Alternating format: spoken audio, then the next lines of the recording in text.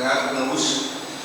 Quero agradecer assim, a pessoa do Albert Pipa aqui, agradecer pela, enfim, gentileza de nos atender tão prontamente no convite que foi feito em nome da entidade, e isso demonstra a importância que a Ancine dá para as entidades representativas na classe cinematográfica.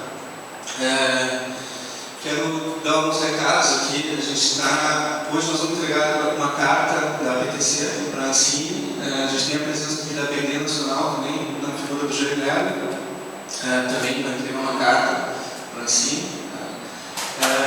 Eu queria avisar também que a gente está com um blog novo da PTC.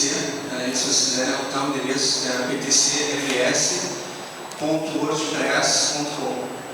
Então, não vou me estender aqui, a gente está ansioso por ouvir a palestra do Glauber. Então, Glauber, por favor. Realmente, para mim, é um prazer estar aqui, sempre bom estar com o Alex.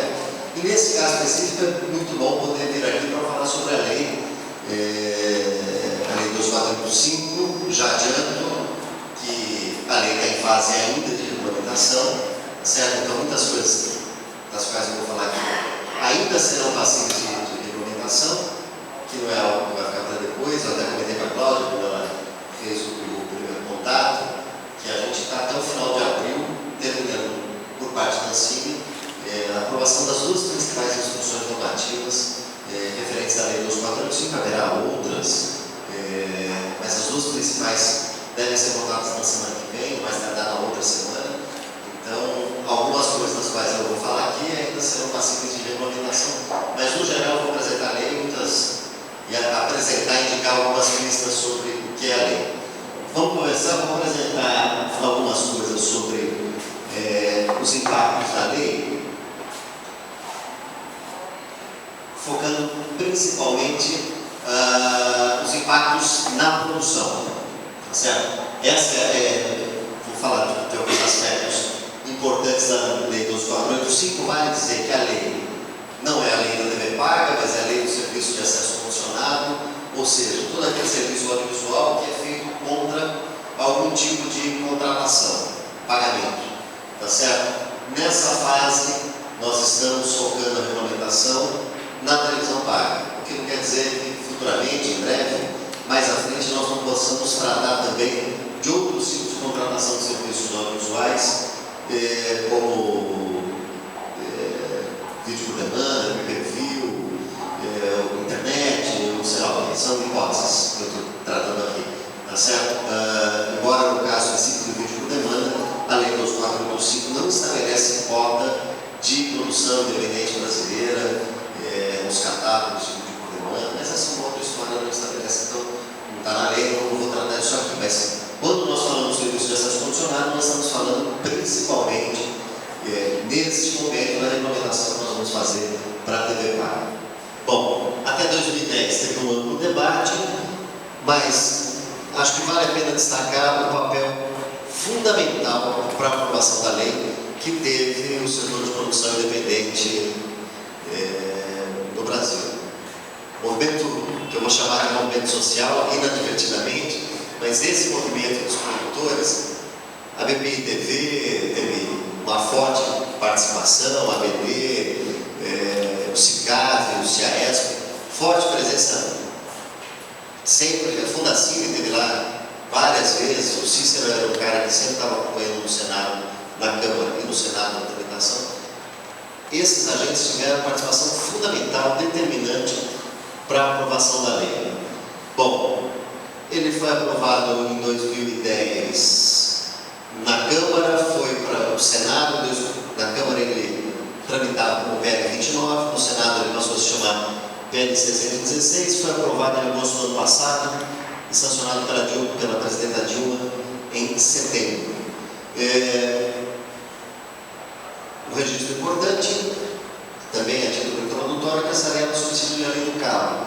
Todo mundo sabe, a lei do cabo ela tratava apenas da televisão a cabo e outras tecnologias ficavam fora da lei do cabo, portanto não passíveis de regulamentação, né? Portanto, televisão por assinatura, que não era por por cabo, mas era por satélite, por exemplo, não era até agora regulamentado, passa a ser regulamentado a partir da 12485. Bom, para entender do que se trata, qual é o ambiente no qual nós navegamos hoje? Está um pouco, está pequeno, dá para ler. Até 2010, por exemplo, olha a curva, essa curva é uma curva de crescimento das assinaturas da televisão paga no Brasil, como ela começa a crescer rapidamente a partir de 2008, 2010 tem um crescimento muito grande, chegando a quase 30% dos domicílios.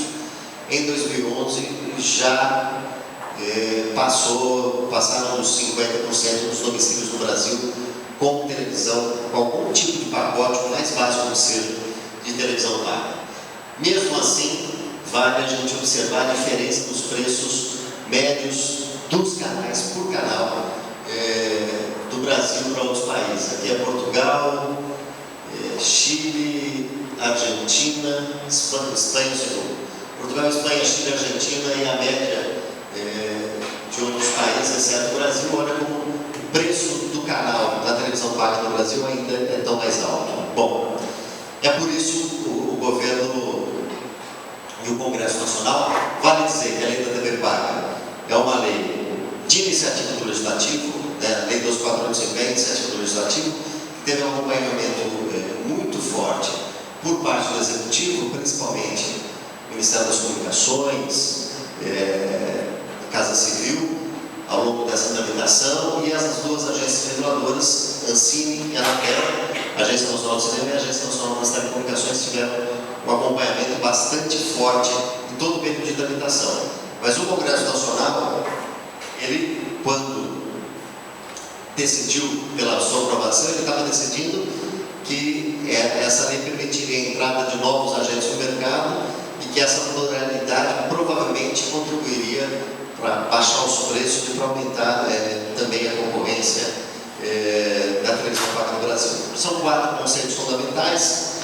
O primeiro conceito é que tem que ter conteúdo independente, valorizar o produtor independente e também programador independente.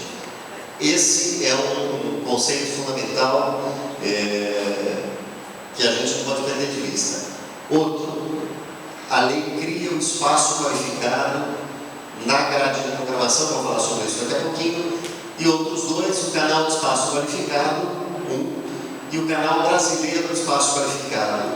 Esses são provavelmente os 4 conceitos fundamentais que organizam a lei da TV paga, criando condições para que a produção brasileira esteja cada vez mais presente na televisão brasileira, na televisão paga no Brasil.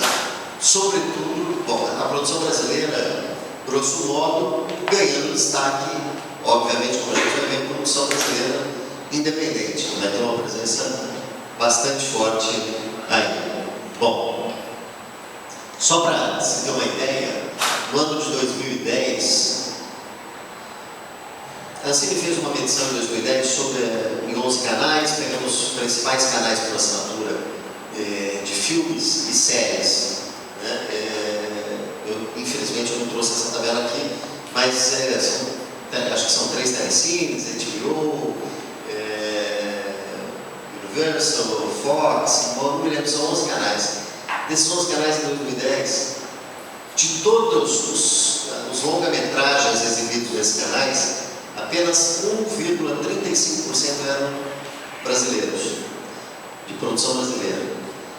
E dos canais de séries, apenas 1,25%, pode ser o contrário, 1,35% de séries brasileiras nesses canais por assinatura. Isso no ano de 2010. Isso serve para exemplificar, isso é uma amostra, não é uma amostra de todos os canais, mas é uma amostra dos principais canais, mostra quanto a produção brasileira está distante da tela do consumidor, em geral. Isso certamente alimentou o debate no Congresso Nacional e permitiu a aprovação da lei nos tempos em que ela chegou, nos tempos em que ela foi feita. Bom, o Saci não é uma campanha internacional, quero aqui dizer claro, mas é apenas uma referência que eu já usei em outras palestras, me esqueci quando eu trouxe para cá e esqueci Inter e Grêmio, mas de qualquer maneira, peço desculpas aos gremistas, é uma referência à cultura popular brasileira na televisão e o que é que se busca. Sobre os 4 conceitos fundamentais, o que é espaço qualificado? Esse aí, como vocês podem ver, é um trecho, é o artigo 2º, inciso 12 da própria lei, que é espaço total do canal de programação ou do catálogo de conteúdos audiovisuais, excluindo-se. Ou seja, a Lei 12.485 define o que é espaço qualificado por exclusão. Ela diz aqui o que é todo o conteúdo menos conteúdo religioso ou político, manifestações e eventos esportivos, concursos, publicidade, televendas, infomerciais, jogos eletrônicos, propaganda política obrigatória, conteúdo audiovisual vinculado em horário eleitoral gratuito, conteúdos jornalísticos e programas de auditório ancorados por apresentador. Ou seja, se espaço qualificado é um dos 4 conceitos fundamentais da lei, a lei define espaço qualificado pela negativa. Caberá, portanto, a Ancine, neste caso, a Ancine não caberá até a Ancine definir pela positiva o que vai ser compreendido pela Ancine como espaço qualificado para cumprimento de cotas, sobre as quais eu falo mais à frente. Ok? A lei vai pelo negativo. Tudo que não está aí é passível, pode ser espaço qualificado, a depender do enquadramento que vai ser feito na regulamentação a ser aprovada semana que vem ou na outra. Segundo, canal de espaço qualificado. O que é um canal de espaço qualificado? É um canal de programação que no horário nobre veicule majoritariamente conteúdos audiovisuais que constituam espaço qualificado. Ou seja, a lei não define o que é horário nobre, que horas começa, que horas termina o horário nobre. Senso comum, nós imaginamos o que é horário nobre, mas a lei não fala horário nobre é das 7 às 8, das 7 às 9, das 6 às 11, das 6h30 à meia-noite e meia. Isso não está definido na lei, a lei só fala.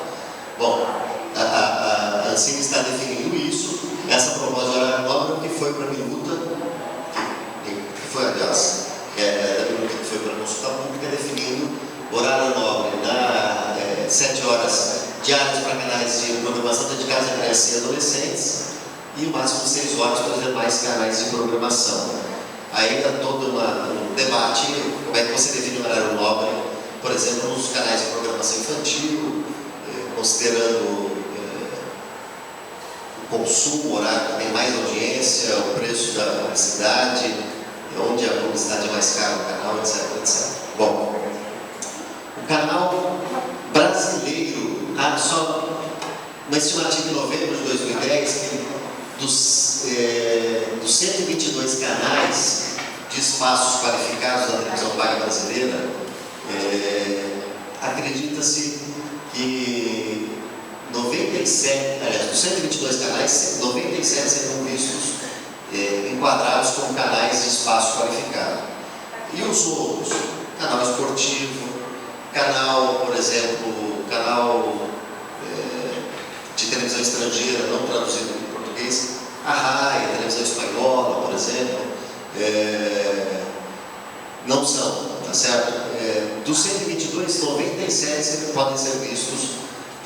Em novembro, estimava-se que seriam enquadrados como televisão, como espaço qualificado. Bom, espaço qualificado, canal de espaço qualificado e canal brasileiro de espaço qualificado. É o canal de programação que cumulativamente cumpre os seguintes requisitos. Tem que cumprir as 3 coisas, segundo a perspectiva da regulamentação ainda a ser aprovada na Ancine nas próximas semanas.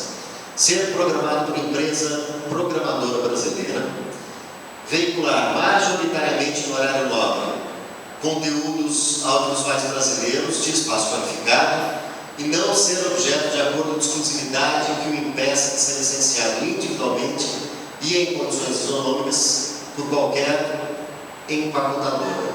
Aqui uma explicação inicial. A Lei 12.485 divide, segrega funções em 4, né? Produtor, ninguém tem dúvida do que se trata. Programador, ou seja, o canal ou o pacote de canais de uma mesma programadora. Por exemplo, a Globosat é uma programadora que tem alguns canais, ok? Empacotadora e distribuidora. Empacotadora, como o nome já diz, é quem faz os pacotes para vender no consumidor. Segundo define a lei, a distribuidora é quem pega esse pacote e faz chegar na casa do assinante. Por que dessa segregação? Porque a lei define que quem regula a distribuição é a Anatel, quem regula o empacotamento é a Ancine. A Ancine não trata da distribuição, que tem relação direta com a infraestrutura, com a parte física e tecnológica desse negócio. A Ancine trata de montar canal, montar pacote, cumprir cota de pacote, cumprir cota de canal e o conteúdo audiovisual que vai chegar na casa das pessoas, ok? Então, nesse canal brasileiro do espaço qualificado, ele não tem uma coisa que é importante, ele não pode ser um canal em que uma programadora que tenha 3 canais, por exemplo, ela não pode ter um acordo de exclusividade com uma determinada programadora, com uma determinada empacotadora, que impeça que outra empacotadora queira empacotar um dos seus canais. Isso ela não pode. Então, por exemplo, ela tem os canais dela, os canais brasileiros, tem que poder ser distribuídos por empacotadores diferentes, tá certo? Isso é importante. Os conteúdos de exclusividade descaracterizam um canal brasileiro do espaço qualificado, tá certo? Metade da cota de conteúdo deve ser cumprida por produtora, desculpa, não é obra, por produtora brasileira independente. A metade da cota de conteúdo, então, das 3 horas e meia por semana, sobre a qual eu vou falar mais à frente, tem que ser cumprida por produtora brasileira independente. E aí tem as especificações do que é uma produtora brasileira independente, ou seja, para cumprir as cotas, cada canal tem que passar na sua programação semanal, no horário nobre, 3 horas e meia de produção brasileira. Metade dessas 3 horas e meia tem que ser comprada no mercado por uma produtora independente, que não pode ser controladora controlada ou ligada a uma programadora, não pode ter vínculo de exclusividade, não pode ser ligada a uma radiodifusora, tem que ser uma produtora brasileira independente, ok? Bom, 1/3 dos canais, da cota de canais brasileiros de espaço qualificado deve ser cumprida por programadora brasileira independente. Ou seja, dos canais brasileiros, todos que vão ser empacotados, 1/3 tem que ser de uma programadora brasileira independente que cumpra essas características que estão aí. Não pode ser controladora ligada, empacotadora ou distribuidora, o que é definido pela lei das SA ou por uma resolução da Anatel, no caso da distribuição, como a Anatel está trabalhando, ou existe um arranjo legal que define essa relação que tem a ver com percentual de ações que a programadora tenha na empacotadora ou na distribuidora, tem a ver com o tipo de contrato que existe entre elas, ok? Isso é uma série de detalhes. E não pode manter vínculo de exclusividade nos termos que eu falei há pouco. Bom, isso que eu acabei de falar é para explicar o conteúdo brasileiro, os 4 conceitos fundamentais. Como é que se organiza? Qual é a ideia? O que é o espaço qualificado? O que é o canal do espaço qualificado? O que é o canal brasileiro do espaço qualificado? E como é que se empacota? Como é que os canais brasileiros da produção brasileira podem se organizar para isso, considerando que a produção brasileira, a produção independente brasileira, é talvez o pilar central dessa proposta. Bom, principais contribuições, alguns aspectos. Ancine e Anatel, cada uma a segregação das 4 coisas, das 4 funções, e Ancine e Anatel tratam de questões diferentes. Cria uma cota de conteúdo para programadoras, ok? Ou seja, essa lei ela cria uma demanda efetiva por conteúdo brasileiro na televisão paga vendida aqui no país. Isso é o que deve ser observado por qualquer um de nós de cara. A demanda criada é gigantesca. Gigantesca, a gente tem que estar atento a isso. Tá? Porque cria essa cota e a gente tem que dar conta de cumprir. Cria a cota nas programadoras, aquilo que eu falei para vocês, são 3 horas e meia por semana, nos canais Espaço Qualificado, metade produzida por programadora brasileira. Um detalhe, é uma progressividade, né? São 3 horas e meia, sendo 1h10 no primeiro ano, 2 horas e 20 no segundo ano, e a partir do terceiro ano, 3 horas e meia. Então, para todas as cotas vale essa lógica da progressividade. É importante que se observe isso, já previsto na lei. Ficou pequenininho, né? Bom, as programadoras, quem não cumpre a cota, o artigo 19 da lei, né? Quais são as exceções? Canais de programação de distribuição obrigatória, ou seja, os canais comunitários, sabe daquele pacote que quem tem net, por exemplo, quem tem um pacote de cabo mesmo, né, que não é satélite, tem aquele conjunto de canais obrigatórios, esses não cumprem cota. A retransmissora das televisões abertas, não porque é uma televisão uma lei para TV paga, ok? Canais operados pelo poder público, TV Câmara, TV Senado, TV Justiça, TV Assembleia, né? Os canais estrangeiros, já falei para vocês, os canais de programação erótica, vídeo por demanda, que for de espaço qualificado, deve enfrentar no mínimo 10% de conteúdo brasileiro, na lei, mas não é aquela cota de no mínimo 10% só, ok? E o pay-per-view não conta para cota pacote, mas pode cumprir cota de conteúdo dependendo da regulamentação. Bom, cria demanda por canais programados por programadores brasileiros, tá certo? Que hoje a gente tem uma limitação. E a cota pacote, essa é uma cota muito importante. Vamos ver.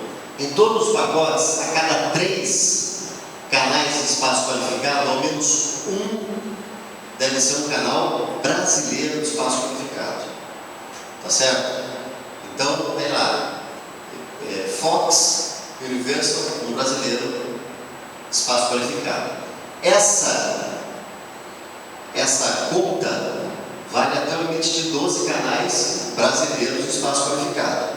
A partir do 13º é livre de negociação entre a computadora e as programadoras. Mas é um canal com todo o tempo de programação brasileira? Não, é o canal brasileiro de espaço qualificado. Olha lá, que tem que cumulativamente cumprir essas 3 coisas: ser programado por empresa programadora brasileira, veicular majoritariamente no horário nobre, ou seja, se o horário nobre tem 7 horas, 3 horas e meia, tem que veicular majoritariamente conteúdos audiovisuais brasileiros, espaço qualificado, sendo que metade, todos os dias, tem que ser de produção independente, tá certo? Porque a outra não ser objeto de acordo de exclusividade. Por que isso? Porque o canal, a cota geral são 3 horas e meia por semana.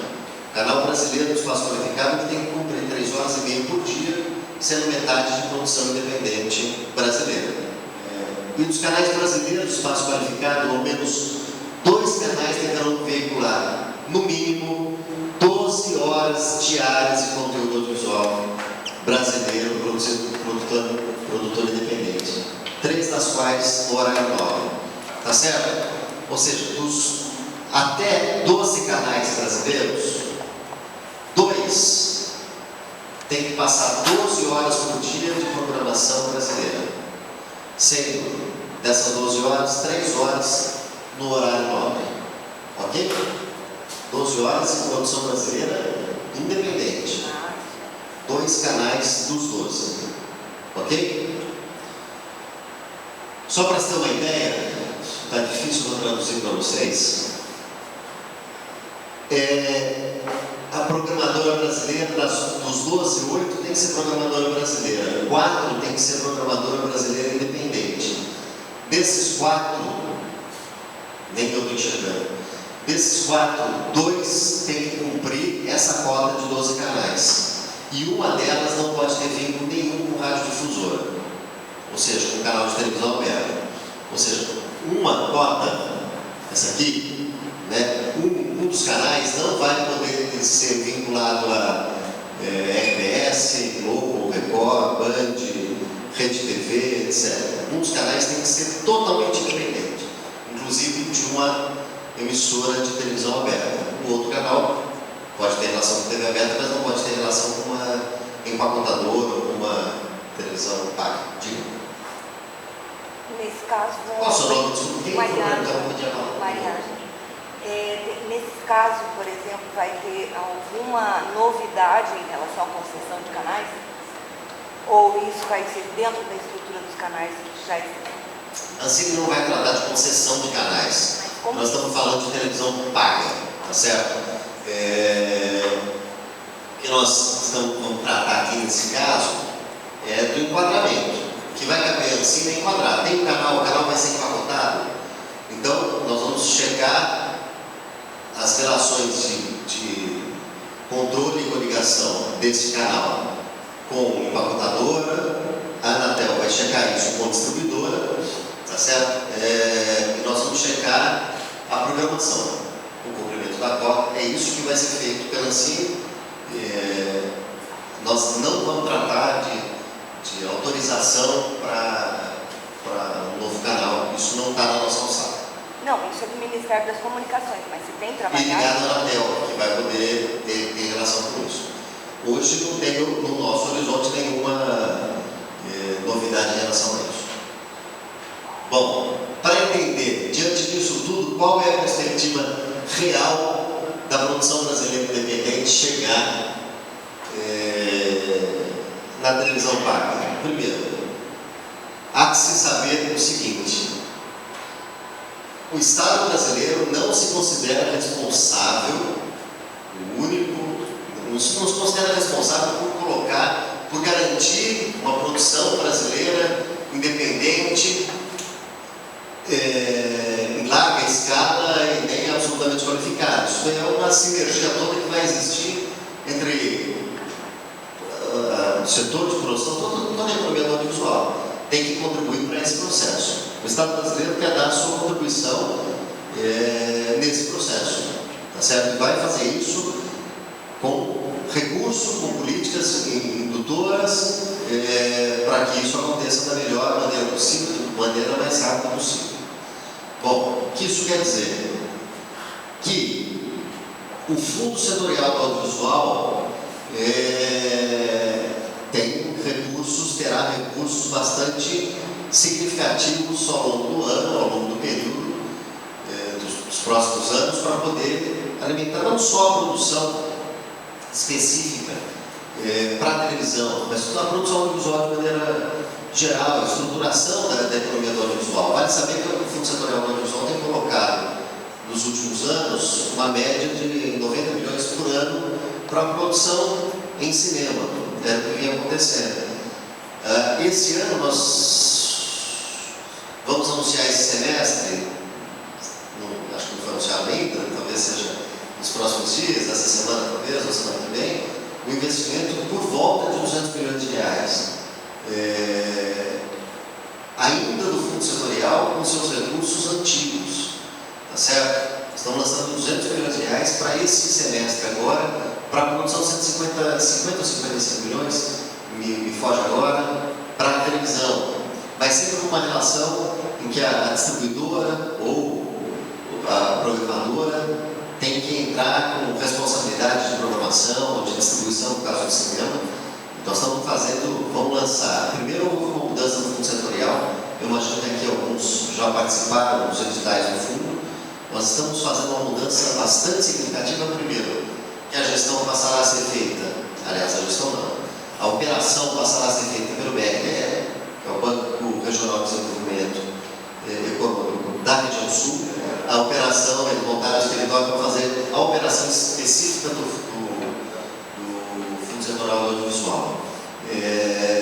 E isso vai acontecer, e nós estamos lançando agora. Aí isso vai ser feito em grande parte do fluxo contínuo, tá certo? Das 4 linhas, nós estamos desmembrando uma, viram 5, 4 serão fluxo contínuo, uma será o digital. Ainda nós estamos tratando desses 200 milhões de reais. Só que com a nova lei da TV Paga, a nova lei dos 485, muitos recursos estão sendo aportados via pagamento de condescendência pelas empacotadoras, pelas distribuidoras. E nós temos uma expectativa bastante grande da gente conseguir fazer o segundo edital ainda este ano, para o segundo semestre edital, anunciar linhas para fluxo contínuo. Aí tem que saber o que vai ser feito. Nós estamos aí já num período de estudo, já lá dentro da casa. Não posso adiantar exatamente para onde vai, porque ainda são estudos bastante preliminares, mas nós temos uma expectativa de no segundo semestre aportarmos mais ou menos uns 300 ou 400 milhões neste ano ainda na economia do audiovisual. Fora os 200. Fora os 200, exatamente. Então nós estamos falando aí de um aporte bastante grande de recursos que precisarão ser monitorados adequadamente para que a gente possa fazer esses valores crescerem nos próximos 3 anos, considerando que há um crescimento de demanda no segundo ano, haverá um crescimento de demanda no segundo ano e no terceiro ano.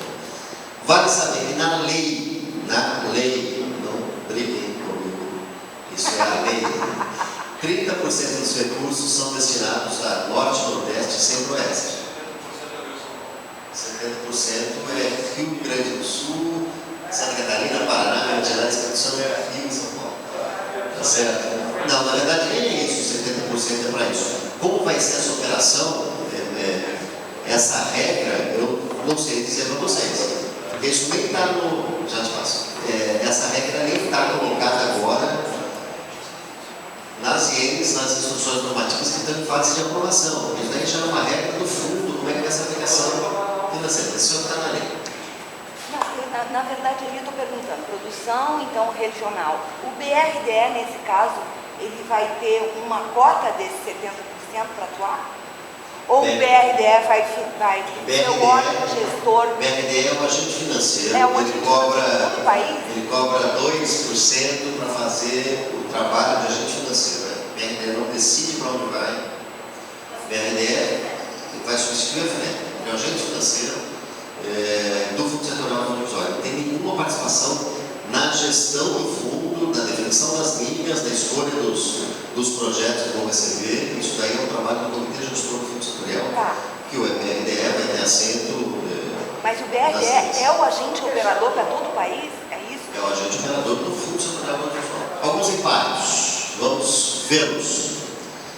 Primeiro, estima-se 20 horas ano de veiculação de conteúdos brasileiros na televisão paga, isso no terceiro ano. 20 mil horas. Isso é uma estimativa, pessoal, não tem compromisso do que vão ser 20, pode ser 17, pode ser 23. É uma estimativa considerando os números que nós temos aí de canais, etc. Bom, 14 mil horas de produção independente, dentro da estimativa. Na grade de canais espaço qualificado, 3 horas e meia por semana de conteúdo brasileiro, 1 hora e 45 de produção independente. Na grade de canais brasileiros espaço qualificado, 1 hora e 45, não 15, 1 hora e 45 por dia. Em 2012, um aporte de mais ou menos 400 milhões do Fundo Setorial. Pode ser mais, de repente. Bom, algumas regras para que isso se confirme. 1. Seriados dentro do espaço qualificado. Seriados ou não seriados de ficção, documentário, animação, realities, programas de variedades feitos fora de estúdio e vídeos musicais. O espaço qualificado tem que estar mais ou menos por aí, tá certo? Obra seriada, obra não seriada, ficção ficção, documentário, animação, realities, programa de variedade, feito fora de auditório e vídeos musicais. O que é isso? É mais ou menos aquilo que não está nas exceções, as quais eu falei lá atrás, que são definidas pela lei. Tá certo? Cabe, só um pouquinho, mais ou menos, é o que está fora, cabe saber, assim, definir como é feita essa aplicação. Por exemplo, o que é um programa de variedade feito fora do auditório?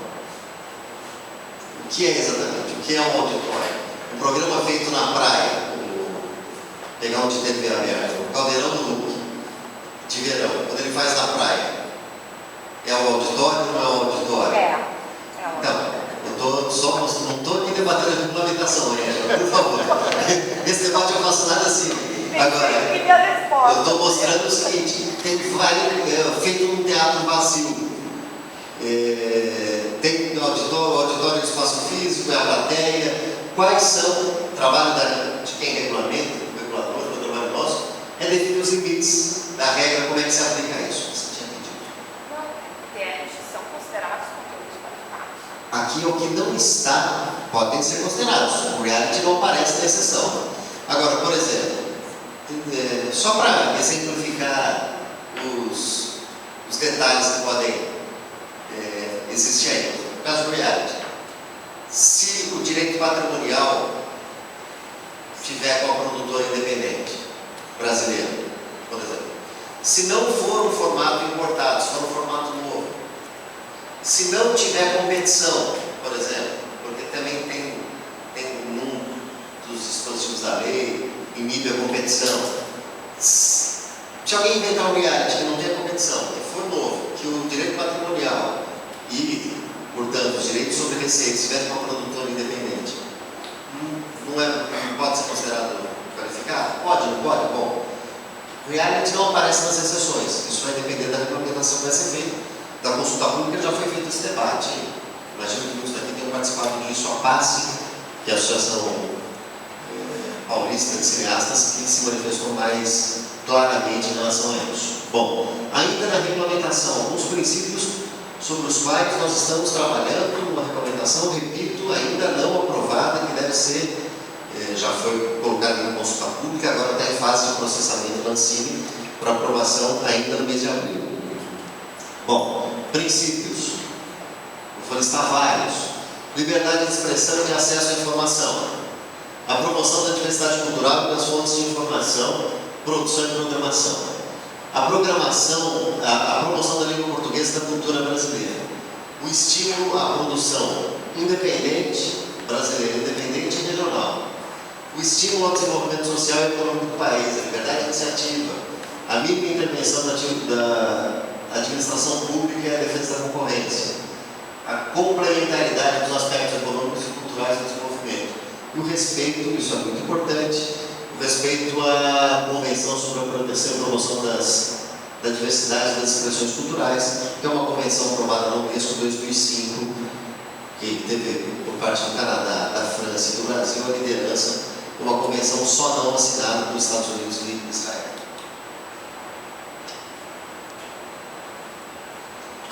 Isso serve como princípios, mas o que é uma ideia-força? Atenção, produtores. Atenção, produtores.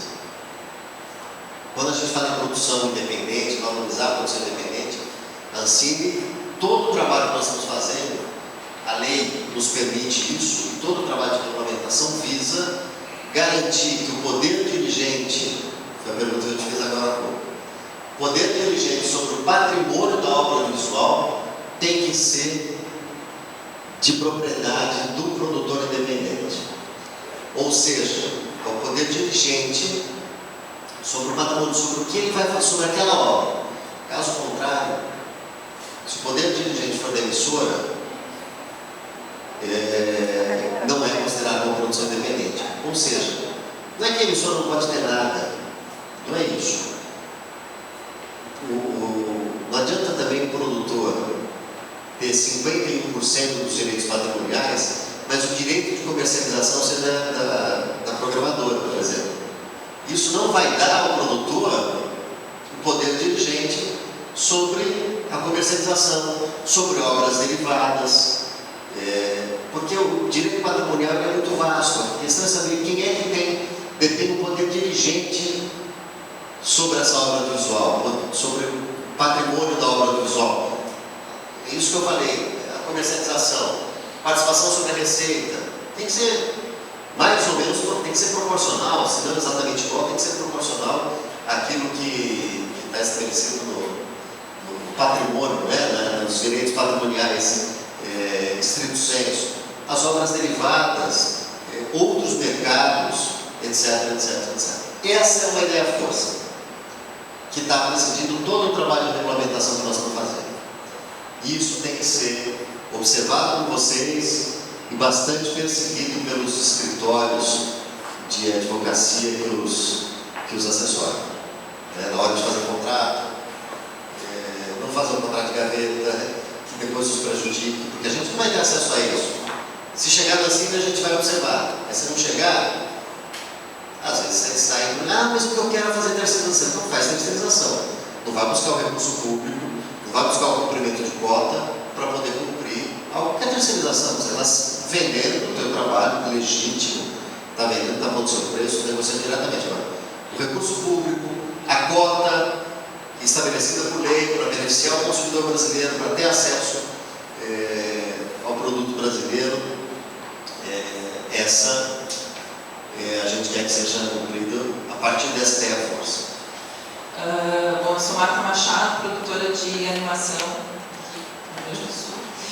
E a minha dúvida é a seguinte: a linha que tem hoje no fundo setorial para produção de conteúdo para televisão, eu não sei se tem mais alguém aqui na sala que já foi contemplado, que já entrou em fase de contratação e liberação de recursos, mas o problema que a gente tem enfrentado em relação especificamente a essa linha, e que eu acho que é uma linha que vai ser potencializada pela nova lei, é que nos editais que já aconteceram, normalmente o comitê de seleção selecionava projetos e dava recursos parciais para esses projetos, né? E a gente sabe que, primeiro, para liberar recursos do fundo setorial, tu tem que ter 80% do teu orçamento de produção captado. E segundo, tu sabe que não existe hoje um mecanismo, não existem editais específicos para conteúdo de televisão. Quer dizer, a maioria dos editais que a gente tem, tirando o fundo setorial e tirando a possibilidade de captação, a gente não tem editais específicos para complementação de recurso para conteúdo de televisão. A minha pergunta é: vai mudar esse foco dentro do fundo setorial? Quer dizer, o fundo setorial vai passar a se preocupar em selecionar projetos e financiar 80% dos recursos, que é o mínimo para a liberação, ou ele vai continuar pulverizando recurso e não completando projeto nenhum? O que eu posso dizer sobre o fundo setorial é que está decidido, foi decidido dia 29 de março, ou seja, há 12 dias, que é a replicação das 4 linhas com desmembramento da linha A, ou seja, transformar 4 em 5 linhas, sendo 4 delas complementação, 4 delas fluxo contínuo e uma delas por edital, tá certo?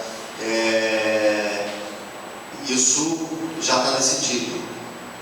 Por quê? Porque a gente acabou de mudar o fundo, o agente financeiro da FINEP para o BRDE, a gente precisava fazer, com os recursos que nós tínhamos em caixa, uma fase de transição, que era a replicação das linhas e não lançar linha nova.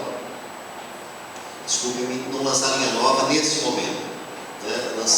Esperar mais 3 ou 4 meses para uma linha nova. Então, as novas linhas, as que se referirão mais especificamente aos recursos oriundos da aplicação dessa lei, e, portanto, novas linhas que vão ter boa parte desse recurso, vão gerar linhas vinculadas diretamente com a lei, com a televisão paga. Isso aí é o que eu não posso te adiantar, porque é o que demora mais 3, 4 meses para a gente poder anunciar. Eu imagino que haverá muitas novidades que a gente vai experimentar, vai fazer novas linhas para a televisão, mas eu não posso te dizer exatamente para onde nós vamos, primeiro, que não é nem a Ancine que decide, a Ancine é parte da decisão, quem toma a decisão é o comitê gestor, que tem representantes da sociedade civil e outros órgãos do governo. Então, não vou ficar te devendo essa, mas eu acho que vale a vigilância sobre isso que você está perguntando, Marta. Voltando ali a 12485 falou num aumento de demanda para conteúdo, produção, que parece que é algo que vai existir. Mas também parece algo que vai ter uma mudança em relação à programadora independente, que é uma figura que a gente não domina bem, não entende, mas é uma figura que vai ter muita força nesse cenário novo, né? Eu gostaria que falasse um pouco como vocês veem isso, assim, esse poder que a programadora vai ter, quantas programadoras brasileiras independentes existem de fato, como é que... Eu não sei falar para você, Jair, temos absolutos quantas programadoras independentes nós temos hoje. Primeira razão, porque essa é uma figura nova. Então, o enquadramento da independência da programadora vai depender do regulamento que vai ser aprovado no Ancine daqui a 15 dias. Então, se for um, tem mais, se for outro, tem menos. Então, não existe essa resposta para você hoje. Segundo, que é uma figura nova. Sem dúvida, o que é programador, o que é distribuidora, é uma novidade para todos nós. Isso foi uma opção que o Congresso Nacional fez. Há polêmicas, há quem critique muito essa opção do Congresso Nacional. De nossa parte, e creio que também por parte da Anatel, o arranjo institucional brasileiro que abriga o audiovisual permite essa segregação de funções entre programadora e distribuidora. O que eu faço questão de adiantar, de enfatizar, aliás, é que a atividade de programação ela abrange os canais, mas ela não se vincula exclusivamente ao canal. Por exemplo, como chama? O Box Brasil, é assim que chama? Box Brasil é uma programadora que tem 3 canais, 2, 3, não sei quantos estão em operação. Então é um canal e uma programadora. Tá? Se o Box Brasil tiver mais canais, é uma programadora tendo mais canais. Que é diferente da empacotadora. Empacotadora, NET é uma empacotadora, ela monta os seus pacotes. A NET está mudando a sua figura, mas tinha a NET Brasil, que empacotava, e a NET Serviços, que distribuía. Tá certo? Eu acho que esse é o exemplo mais fácil. Então, porque a distribuição vai ser uma tarefa que a Anatel vai cumprir, vai fiscalizar, vai regular. E o empacotamento que a NET Brasil fazia, por exemplo, NET Brasil e outras tantas, é um trabalho que a Ancine vai regular. E a programação é outra coisa. Então, essa segregação entre distribuição, empacotamento e programação é algo preconizado pela lei que terá que ser cumprido na medida da sua regulamentação. Meu nome é Gabi Sassi, sou daqui do produtor. Eu queria fazer uma pergunta para a gente. Toda essa lei ela vai gerar uma demanda muito grande de conteúdos audiovisuais e, consecutivamente, nós vamos precisar de uma Ancine que esteja preparada para isso, né? Nós temos hoje em dia muitas dificuldades para conseguir o próprio CPP, às vezes demora quase um mês para conseguir o CPP, outros procedimentos lá dentro da Ancine às vezes são bem demorados. Eu gostaria de saber se vocês estão de alguma forma prevendo isso, se capacitando, porque você tem que aumentar o quadro, você já deve estar no limite ali de funcionários, se vocês estão se preparando para isso, porque vai gerar uma demanda muito grande, nós vamos precisar de vocês, e aí se o acúmulo de trabalho já está muito grande, se vocês pretendem aumentar funcionários, enfim, dar uma estrutura para isso. Sim, você tem razão. O Ministério do Planejamento autorizou há cerca de 20 dias a realização de um concurso para 82 vagas, na verdade, em substituição terceirizada, então é gente nova, mas em substituição para quem está lá. Nós estamos mudando o modelo de gestão do fundo setorial para poder dar a ele mais agilidade e fazendo um processo de reestruturação interna, sabendo desse aumento de demanda. A gente está trabalhando pesadamente para poder fazer isso com a agilidade necessária e a competência que vocês todos o tempo exigem. Sou Cris Reck, sou da Motos Produtora. Eu queria saber sobre esse próximo fundo setorial que vai ser lançado, se já vai ser operado pelo BRE. Próximo agora? E se o nível de dificuldade de documentação, assim, que é exigido vai ser o mesmo do que é exigido antes, porque na verdade, no meu ponto de vista, assim, privilegia mais as produtoras grandes que já lançaram longas metragens, tem uma exigência de documentação que dificulta bastante empresas, produtoras menores, tem menos gente trabalhando, então tem um caminhão de documentos, de exigências que realmente dificulta as pequenas produtoras a entrarem no fundo para participar. Eu não sei te responder detalhadamente sobre que tipo de documento vai ser pedido, mas vai ter uma cota indutora, por exemplo, para diretores estreantes. Então, vai ter cota de indução regional, cota de indução para novos diretores e tal. Não sei te dizer, por exemplo, como é que vai ser para produtoras estreantes, ou produtoras iniciantes ou pequenas. Isso eu não sei, não saberia dizer, mas a gente já começa a fazer a flexibilizar em busca de agregar novos públicos, assim dizendo, dentro do fundo setorial, por exemplo, para novos diretores. De Ferraz, eu trabalho numa outra ponta da cadeia produtiva do audiovisual. Né? Não tenho uma produtora, eu tenho um estúdio de pós-produção de som, a gente faz algumas coisas de pós-produção de imagem também. E uma questão que me preocupa, e queria saber um pouquinho mais, até por realmente não conhecer as leis, né? É a questão da concorrência com outras empresas de países do Mercosul. Estúdios da Argentina, estúdios de pós-produção de imagem e som do Chile. Qual é a política, especialmente para as verbas do fundo setorial, o que diz a lei sobre isso e como que a CIN se posiciona? Esse dinheiro, especificamente falando agora em pós-produção, ele deve ser gasto no Brasil ou ele pode migrar para outras empresas de fora?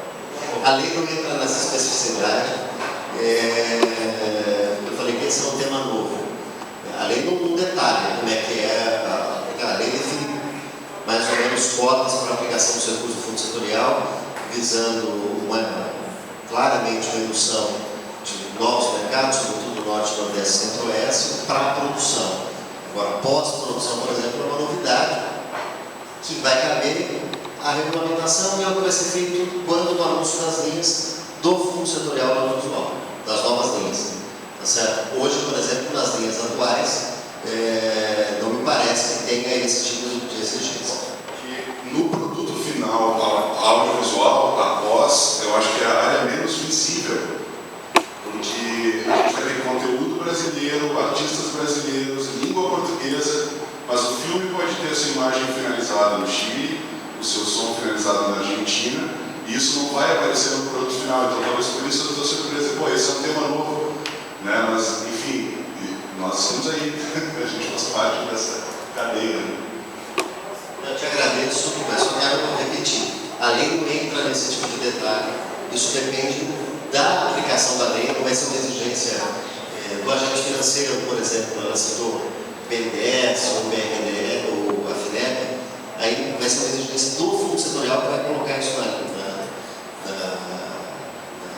regra, por edital, para as novas linhas que podem ser fluxo contínuo, não. Acho que vale a observação. Vale saber que houve agora no meio do episódio 545 que regulou e estabeleceu novas regras, por exemplo, para a publicidade, tentando inibir um pouco ou equilibrar um pouco as relações com o produto audiovisual, com a obra publicitária, muitas vezes importadas, as obras importadas de outros mercados, por exemplo, a Argentina, que veio para cá muito mais baratas e estava canibalizando um pouco o mercado publicitário brasileiro, e houve uma medida provisória que reorganizou parte dessa história. Ele pergunta sobre o artigo 39, porque ele continua vigorando na Lei 755.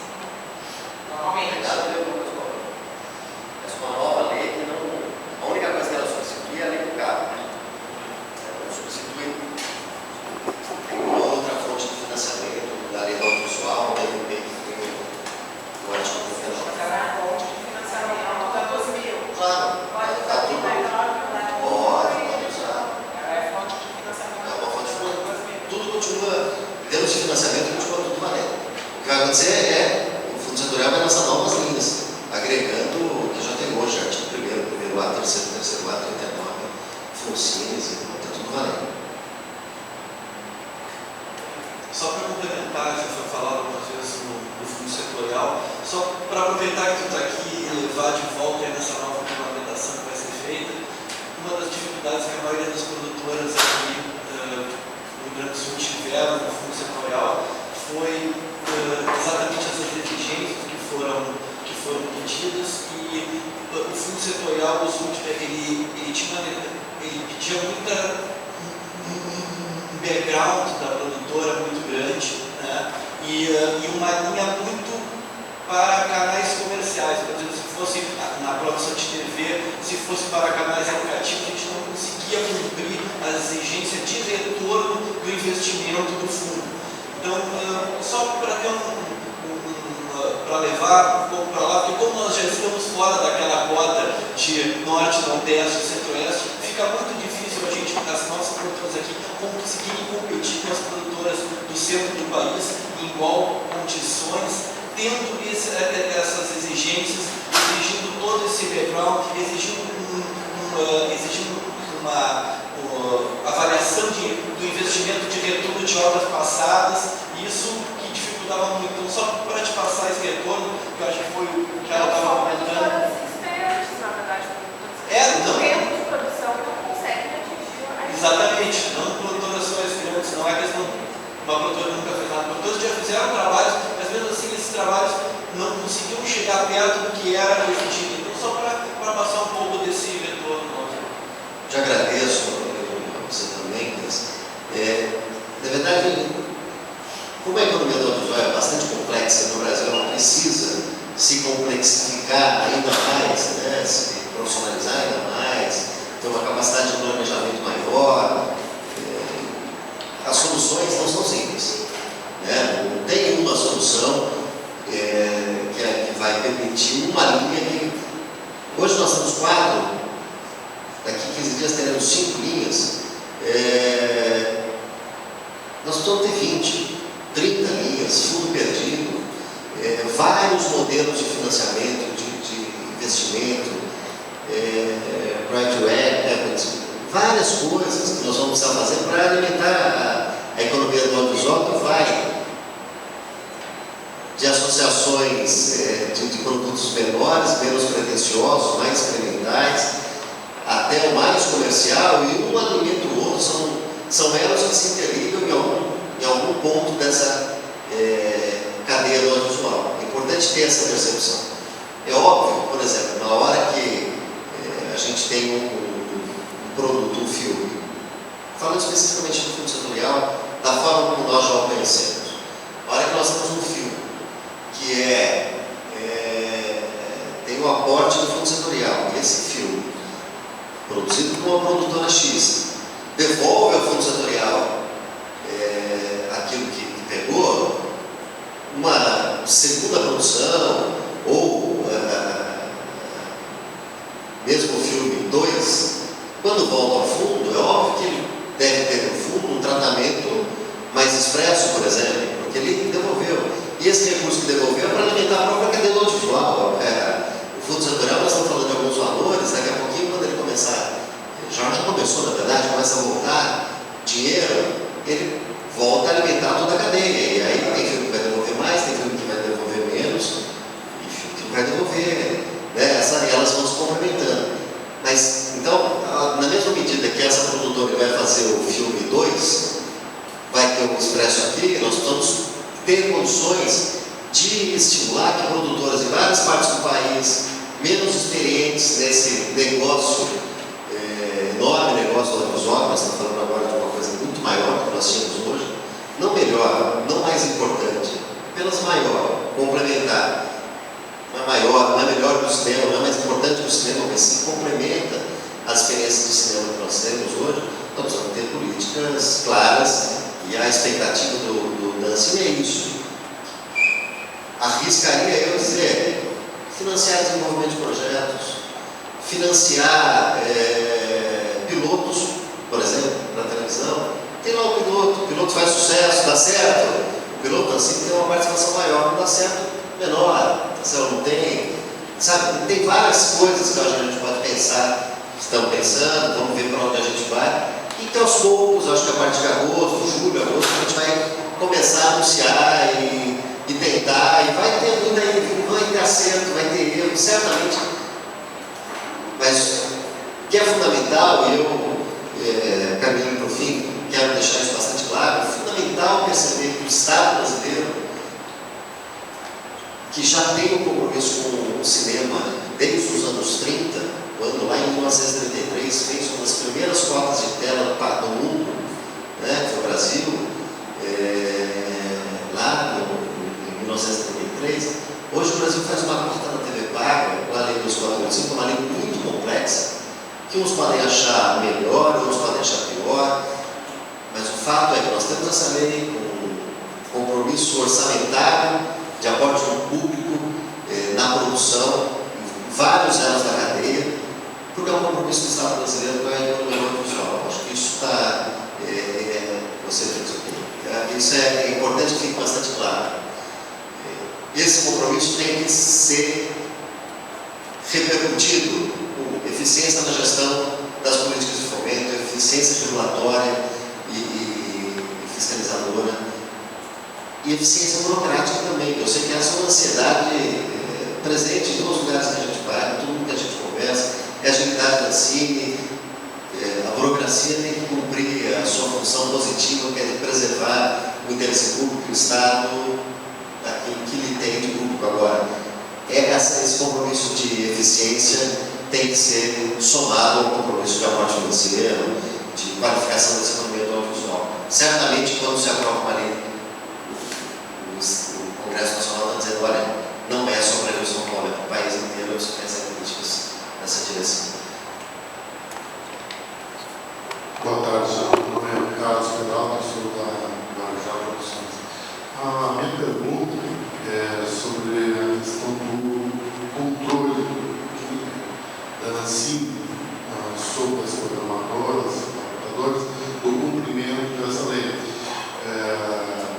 De que forma vai ser feito isso? A ANSSIM vai ter agentes, vai ter... Como vai ser feito isso? Sobre as programadoras, a ANSSIM e a Anatel têm convênio entre si, nós estamos trabalhando para a coleta de metadados. As programadoras terão 3 meses para se adequar a partir da publicação das instruções normativas. E a ANSSIM vai precisar fazer coleta e análise de metadados, ou seja, informações que chegam na nossa televisão, quando é uma assinatura HD, que chega o nome do filme, o ano de produção, o país produzido, etc. Metadados que não aparecem na nossa televisão que precisariam chegar, né? E terão que chegar para a ANSSIM para que a ANSSIM possa fazer uma análise, um sistema adequado para fazer a leitura dos metadados para poder fazer o enquadramento. A questão do horário nobre e como é que vai ser previsto isso? E se vocês em 10 anos aqui, lá nos países desenvolvidos, a TV paga a nossa orquestra. A estimativa é essa, não sei se passar a televisão aberta, mas até 2018, 2020, provavelmente a televisão paga vai praticamente empatar. Hoje a televisão aberta está em 97% dos domicílios do país. Passar é difícil, mas chegar e quase empatar é possível. Isso, ou seja, nós estamos tratando de um novo mercado. Quem tem qualquer pesquisa aí sobre o consumo audiovisual para adolescentes e pré-adolescentes, vai ver que hoje diminui velozmente o tipo de experiência de consumo audiovisual por essa faixa etária. Nós estamos acostumados, acho que nós todos aqui, a chegar, a gente sabe que 8h30 da noite começa o Jornal Nacional, e que antes tem a novela das 7, que depois tem a novela das 8. A gente sabe que quarta-feira, 10 para as 10, tem futebol, e que isso também é no domingo à tarde, e que no sábado a gente sabe várias coisas e a gente chega em casa já sabendo mais ou menos o que vai estar passando na programação. Agora, alguns de nós aqui já tem uma televisão com uma entradinha USB, que é uma televisão conectada, que a gente pega o controle remoto e entra no YouTube na mesma hora, e passa a noite assistindo o YouTube, se quiser, e a molecada faz isso. Um teclado, a tela da televisão, ou no próprio computador, e assiste televisão por streaming, e baixa programas por download, vê séries. Então a experiência de consumo, a experiência audiovisual está mudando drasticamente. Uma das tarefas que nos cabe, como Estado, né, a Ancine, a Anatel, mas a Ancine especificamente, é estudar isso, estudar o comportamento, até porque as novas linhas, a Marta já saiu, mas as linhas do Fundo Setorial terão de também, em larga medida, induzir as produtoras brasileiras, a economia do audiovisual brasileira, a ir ao encontro ao tipo de consumo, a experiência social de consumo audiovisual, né? E isso é o que a gente vai aprender fazendo, né? Coletando dados, analisando dados, fornecendo informações e colocando recursos, criando regras. Essa é uma experiência bastante delicada que a gente está disposto a enfrentar. Bom, eu lhes agradeço muitíssimo. Obrigado, Cláudio. Eu queria te entregar aqui um presentinho da BTC, que é um livro que conta a nossa história, de 25 anos, uma carta de agradecimento, uma mensagem